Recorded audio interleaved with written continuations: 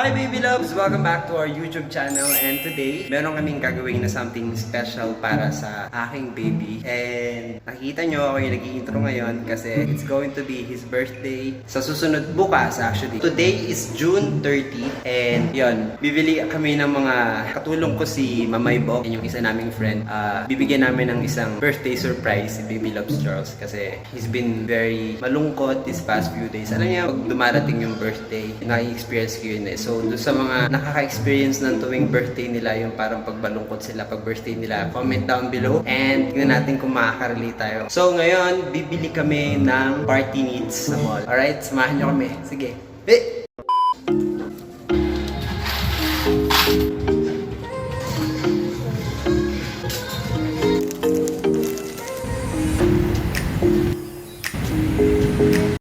And we're trying to escape kasi hindi nga kami. Sorry, napagod ako sa pagkakit sa hagdan. Hindi kami prepared and lagi kami magkakasama. So, and it's pandemic. So, mahirap mag-prepare ng party. Buti na lang dito yung isang friend namin. So, naka-escape kami kahit papano. So, gagawa kami ng surprise para kay Baby Loves Charles. So, dala muna kayo. Alright? We'll be back. Pupunta na kami sa may pool area para magpakita, para kung wala nangyari. By the way, ang hirap magtago kay Charles ngayon kasi andun siya sa may pool. Ayun siya oh, pinakapulang shorts.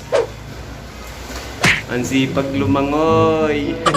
Ayun, that's my baby. So, ayun na nga. Tapos na yung pagbili namin ng materials na party needs. Sobrang napagod ako. And nakabili na kami ng party needs. Tapos bukas, surprise na lang namin siya. Meron na kaming cake, meron na kaming party decorations, tsaka balloons. So, okay na yung lahat. Sorry dun sa camera ko. Pagod na talaga ako. So, samahan nyo kami para makita nyo kung gaano kasaya si Baby Loves Charles. Kasi kami na nag-prepare nitong birthday celebration na to, isa lang yung goal namin. Actually, ang original plan nito, Baby Loves, is ipaprank namin siya. Pero because of recent events nitong mga nangyari this past few days, we've all decided na surprise na lang namin siya to a really nice, simple birthday celebration. Kasi alam nyo naman, it's pandemic still. So, hindi pa tayo makapag-celebrate ng bongga. Pero since we are here sa ating new house and meron naman mall na malapit, and thank God, so masusurprise natin si Baby Loves Charles ng kahit papaano.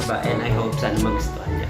So, if you guys are interested sa 21st birthday ng aking baby, just keep on watching. Alright?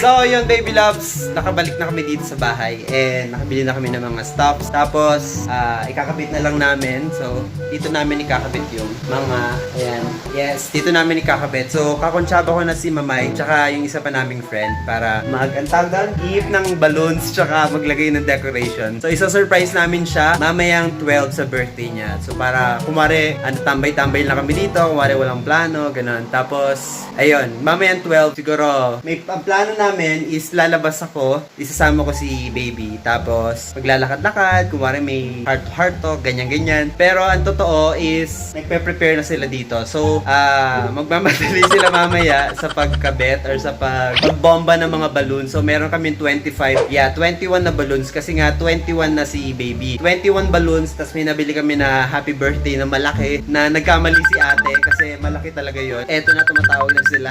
Tumatawag sila. Pupunta na kami ngayon sa pool kasi sabi namin magbibihis lang kami. Baka mahalata kasi kami na may ginagawang something. So, papunta na kami sa pool ngayon. Magbibihis lang ako and then we'll see you tomorrow. Hindi. Mamaya pala. We'll see you later. Alright? Sige, bye-bye!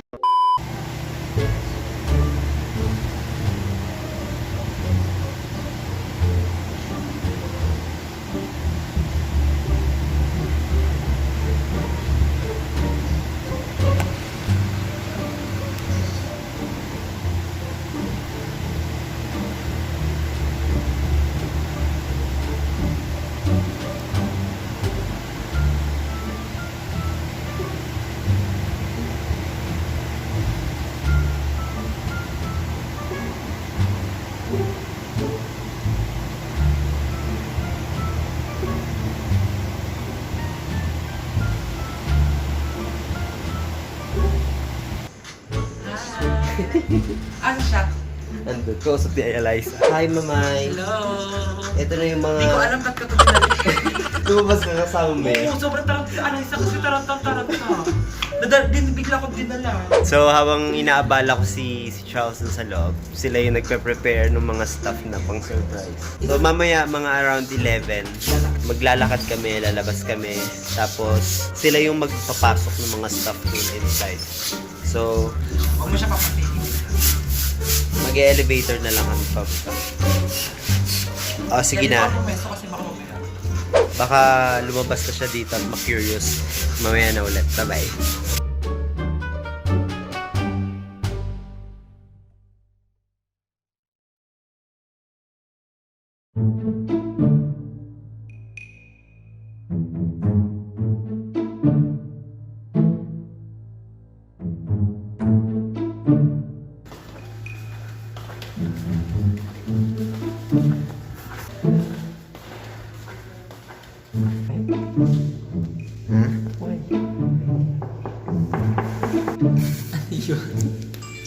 Anong birthday wish mo ulit? May birthday. Gusto ko lang, basta sa akin lang yun.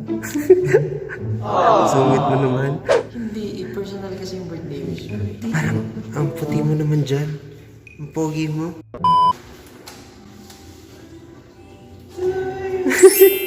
Nakakainis. Bakit?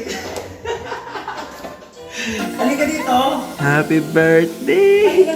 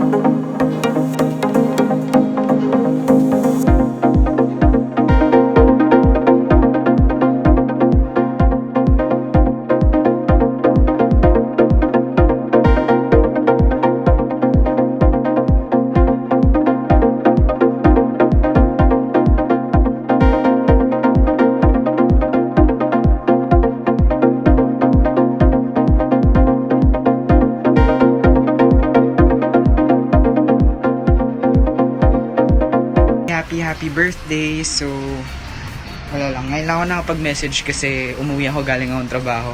Kasi biglang may PUI daw sa amin. Nakakatakot na. So, baka ma-hazard kami and, you know, I don't want to take any risk. So, anyway, it's all about you. Happy birthday. Enjoy your day. Happy birthday to you. Birthday, happy birthday.